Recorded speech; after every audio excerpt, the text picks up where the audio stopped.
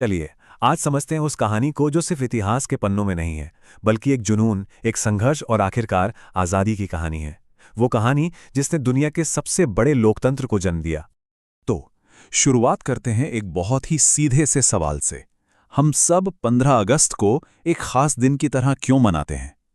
देखिए, सवाल सीधा है, पर इसका जवाब असल में 70 साल के लंबे इतिहास में फैला हुआ है। तो एक कहानी जो है ना, ये किसी एक बड़ी घटना से शुरू नहीं होती।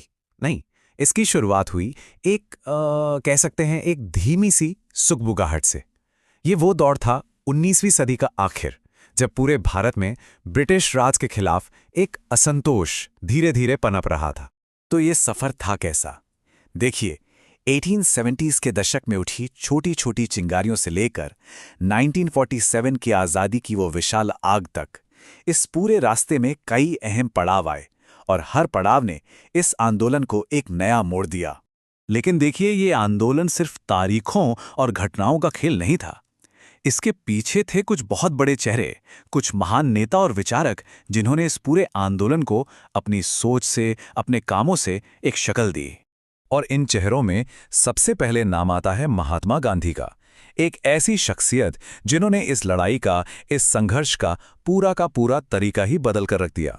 फिर आते हैं जवाहरलाल नेहरू, वो नेता जिनके जहन में एक मॉडर्न, एक प्रोग्रेसिव भारत की तस्वीर थी, और उन्होंने उस सपने को हकीकत बनाने में बहुत बड़ी भूमिका निभाई।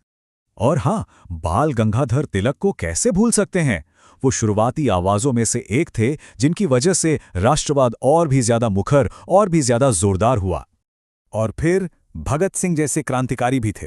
उनके विचार, उनके काम और उनके बलिदान, इसने तो जैसे एक पूरी पीढ़ी के अंदर आज़ादी की वो लौ जला दी जो फिर कभी बुझ नहीं पाई।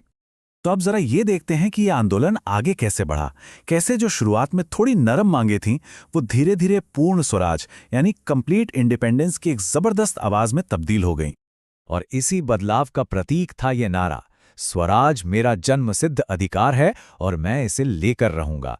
ये सिर्फ शब्द नहीं थे, समझ रहे हैं? ये एक ऐलान था। अब बात रियायतों की नहीं थी, अब बात थी अपने हक की, जिसे छीन कर लेना था।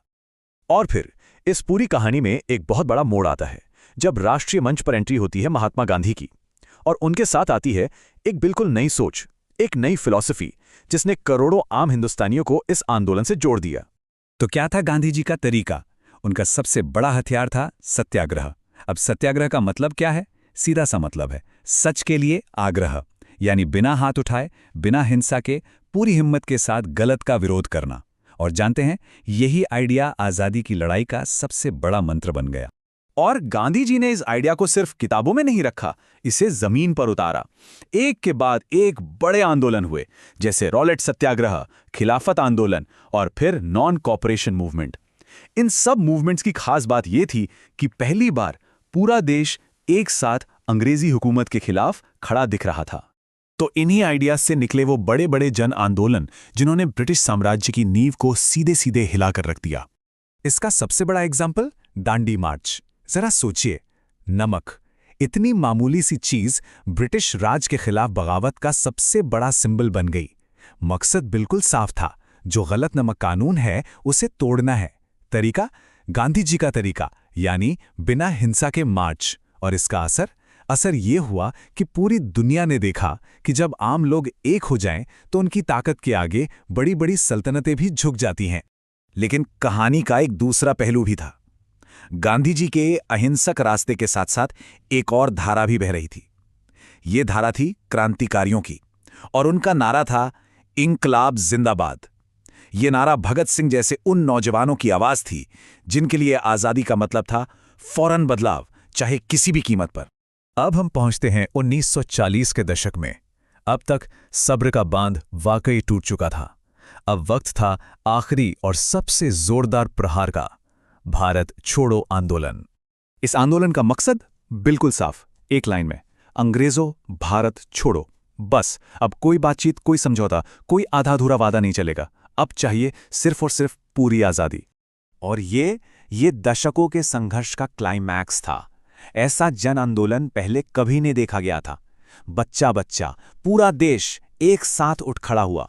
और इस बार ये बात शीशे की तरह साफ हो गई थी कि अब भारत को और गुलाम बनाकर नहीं रखा जा सकता।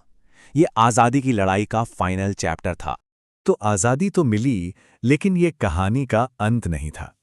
आंदोलन के आखिरी साल अपने साथ आज़ादी की खुशी तो लाए, लेकिन एक बहुत गहरा जख्म भी दे गए, बंटवारे का जख्म।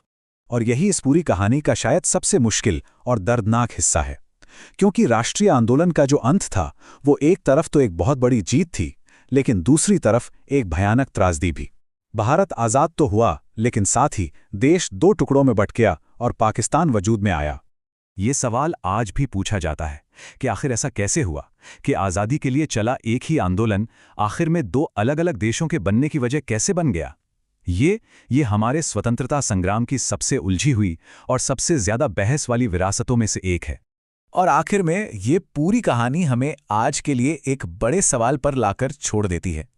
सवाल ये है कि आज के दौर में क्या नॉन वायलेंट प्रोटेस्ट यानी अहिंसक विरोध में अब भी वो ताकत बची है जो सच में कोई बदलाव ला सके। भारत में 100 साल से भी पहले जो तरीके अपनाए गए थे वो आज भी दुनिया भर के आंदोलनों को रास्ता दिखाते हैं और हमें सोचने पर मजबूर करते हैं